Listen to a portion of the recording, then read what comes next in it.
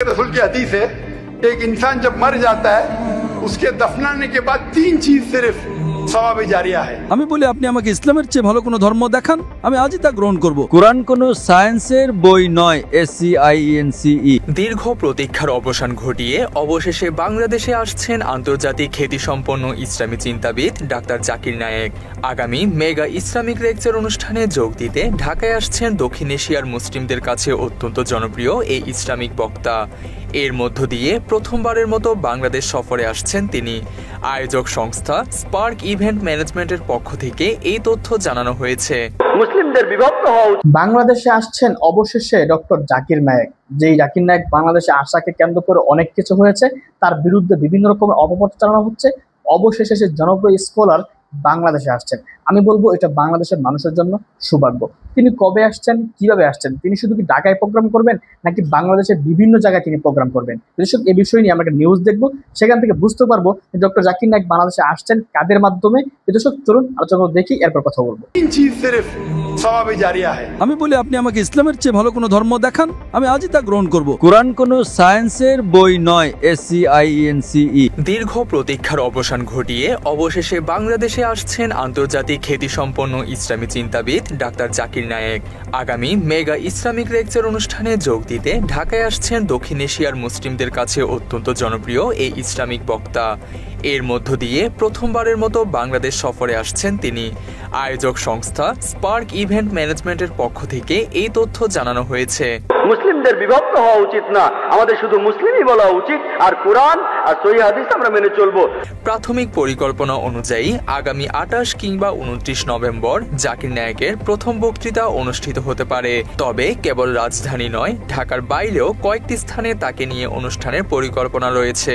অনুষ্ঠানটির সময়, স্থান ও বিস্তারিত সূচি আগামী 20 অক্টোবর সংবাদ সম্মেলনের মাধ্যমে আনুষ্ঠানিকভাবে জানানো হবে। হে রাসূল, তাদের দায়িত্ব তোমার নয়। ইসলাম ধর্মে বিভিন্ন দল আর মত তৈরি করা এটা নিষিদ্ধ, এটা হারাম। আয়োজক সংস্থাটি আরো জানিয়েছে, জাকিরের এই সফর কোনো বাণিজ্যিক উদ্দেশ্যে নয়, বরং একটি চ্যারিটি প্রোগ্রাম। এই আয়োজনের মূল লক্ষ্য ইসলামী দাওয়াত ও শিক্ষা প্রচার করা, মানুষকে সত্যের উপদেশ দেয়া আর মানুষকে ধৈর্যের উপদেশ দেয়া। এই 4টা জিনিসের একটাও বাদ গেলে স্বাভাবিক পরিস্থিতিতে আপনি বেহেশতে যেতে পারবেন না। মুম্বাইয়ে জন্ম নেয়া ইসলামী এই চিন্তাবিদের জনপ্রিয়তা একসময় ভারতের গণ্ডি পেরিয়ে ছড়িয়ে পড়ে সারা বিশ্বে। পেশায় একজন ডাক্তার হলেও তিনি নিজেকে সম্পূর্ণরূপে উৎসর্গ করেছেন ইসলাম ধর্ম বিষয়ে গবেষণা ও প্রচারের কাজে। তার মতে ইসলাম কোনো অন্ধবিশ্বাস নয়, বরং এটি যুক্তি, বিজ্ঞান ও বাস্তবতার সাথে সামঞ্জস্যপূর্ণ জীবন ব্যবস্থা। বেহেশতে যেতে হলে ঈমান থাকতে হবে। সবগুলো ইসলামের কথা বলেছি। একজন সৃষ্টিকর্তা আছেন, নবী রাসূল আছেন, তারপর পরকাল আছে, কিতাব আছে। ইসলামিক রিসার্চ ফাউন্ডেশনের মাধ্যমে তুলনামূলক ধর্ম বিশ্লেষণ বিষয়ক বক্তৃতার জন্য বিশ্বজুড়ে পরিচিত তিনি। যুক্তি, বিজ্ঞান ও মানবতার আলোকে ইসলামকে ব্যাখ্যা করায় তরুণ প্রজন্মের কাছে ব্যাপক সাড়াও ফেলেন তিনি। তার প্রতিটি বক্তব্যে থাকে কোরআন, হাদিস, বাইবেল, বেদ সহ বিভিন্ন ধর্মগ্রন্থের উদ্ধৃতি, যা আন্তর্জাতিকভাবে ব্যাপক সাড়া ফেলে। যার অর্থ শান্ত, নীরব, শান্তি। আরবিতের নাম আমিনা, যা নবীজি মুহাম্মদ সাল্লাল্লাহু আলাইহি সাল্লামের মায়ের নাম। এছাড়া তার মালিকানাধীন পিস টিভিতে তিনি দীর্ঘদিন ধরে ইসলামিক বক্তব্য প্রচার করে আসছেন, যা বিশ্বের 150টিরও বেশি দেশে সম্প্রচারিত হয়েছে। বিশ্ববিখ্যাত এই ইসলামী চিন্তাবিদ ভারতীয় নাগরিক হলেও দেশটিতে তার পাসপোর্ট বাতিল করা হয়েছে। একই সাথে তার প্রতিষ্ঠিত ইসলামিক রিসার্চ ফাউন্ডেশন নিষিদ্ধ করে মামলা দিয়েছে ভারত সরকার। সম্প্রচার বন্ধ করেছে পিস টিভিরও। একটা খোলা মন নিয়ে পড়েন, পারলে ভুল খোঁজার চেষ্টা করেন, কোনো সমস্যা নেই। আপনি যত বেশি ভুল বের করার চেষ্টা করবেন আমি তত খুশি হব। মাত্র 30% টাকায় জমির মালিক হয়ে নতুন বাংলাদেশের গড়ে তোলার স্বপ্ন দেখা বাংলা বসতি। অথচ জাকিরের বক্তব্যে অনুপ্রাণিত হয়ে অনেক অমুসলিম মানুষ দরে দরে ইসলাম ধর্ম গ্রহণ করতে থাকে। এটি ভারত সরকারের মাথা ব্যথার কারণ হয়ে দাঁড়ায়। তাই তার বিরুদ্ধে অনুসন্ধানে নামে দিল্লির গোয়েন্দারা। জাকিরের প্রতিষ্ঠানের মাধ্যমে বিদেশি বিনিয়োগের নামে দেশকে অস্থিতিশীল করার পায়তারা চলছে বলেও অভিযোগ করে ভারত সরকার। एक जो इल्म उसने फैलाया, एक जो पैसे उसने खर्चा किया, और तीसरा नेक औलाद। এছাড়া 2016 সালে ঢাকার হরিয়াল টিজার হামলার পর ভারতীয় গণমাধ্যম দাবি করে হামলাকারীরা জাকির নায়েকের বক্তব্যে অনুপ্রাণিত হয়ে এই কাজ করেছিলেন। এই অজুহাতে কফিনের শেষ পেরেক পুঁতে দেয় নরেন্দ্র মোদী সরকার। ভারতে নিষিদ্ধ করা হয় তাকে। একই সাথে সে সময় তিনি রোষানলে পড়েন হাসিনা সরকারেরও।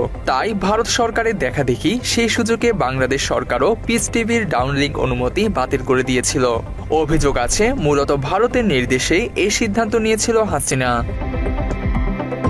জাকির নায়েকের বাংলাদেশে আগমনকে স্বাগত জানিয়েছে দেশের সর্বস্তরের মানুষ। বিশেষ করে ধর্মপ্রাণ মুসলিমদের মাঝে এটি নিয়ে বিরাজ করছে ব্যাপক উৎসাহ। অনেকে তার সাথে দেখা করার ইচ্ছাও পোষণ করেছেন। ডক্টর জাকির নায়েক আমাদের জন্য সবচেয়ে বড় খুশির সংবাদ। তাকে যেন পর্যাপ্ত পরিমাণ নিরাপত্তা এবং তার সর্বাধিক যেন সবকিছু গভর্নমেন্ট থেকে সাপোর্ট দেওয়া হয়, সেটাই আমরা কামনা করি। আমি একজন বাংলাদেশি এবং একজন মুসলমান হিসেবে বলতে চাই, এবং বাংলাদেশ ফটো জার্নালিস্ট অ্যাসোসিয়েশনের বিভাগীয় কমিটির পক্ষ থেকে বলতে চাই, আমার ভালো লাগছে।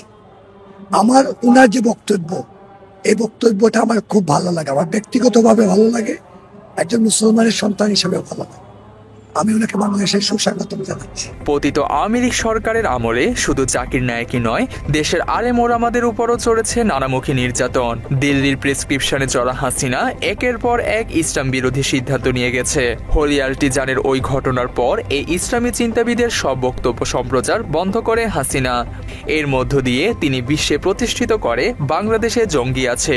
এরপর থেকে দেশ জুড়ে আলেম ওলামাদের জঙ্গি তকমা দিয়ে গুম খুন সহ নানা নির্যাতনে মেতে ওঠে তার সরকার। তবে 24-এ ছাত্র জনতার গণ অভ্যুত্থানের মুখে হাসিনা ভারতে পালিয়ে যাবার পর এখন অনেকটাই স্বাধীনভাবে কাজ করতে পারছে দেশের আলেম সমাজ। বর্তমানে জাকির নায়েক দীর্ঘ 7 বছরেরও বেশি সময় ধরে দক্ষিণ পূর্ব এশিয়ার দেশ মালয়েশিয়াতে নির্বাসিত জীবনযাপন করছেন। আর বাবার নাম হবে বিষ্ণু ইয়াস, মানে ঈশ্বরের ভৃত্য। তানজিম হাসান। আপনারা দেখলেন যে নিউজটা আপনাকে দেখালাম, ডক্টর জাকির নায়েক বাংলাদেশে আসছেন, তিনি আসবেন। এটা আমি মনে বাংলাদেশের মানুষের জন্য সৌভাগ্যের ব্যাপার, বাংলাদেশের মানুষের জন্য একটা কল্যাণকর ব্যাপার। বাংলাদেশের মানুষ তার আশায় হয়তো বা ছিল অনেক আগে থেকেই, কিন্তু সে আশা পূরণ হয়নি। যদিও আমাদের পাশের দেশে তিনি বসবাস করতেন, তার উপর অনেক জুলুম নির্যাতন হয়েছে, তিনি দেশান্তর হয়েছেন, তিনি দেশ থেকে চলে যেতে হয়েছে তার শুধুমাত্র ইসলামের দাওয়াত দেওয়ার জন্য। দর্শক, অবশেষে সেই মহানায়ক বাংলাদেশে আসছেন।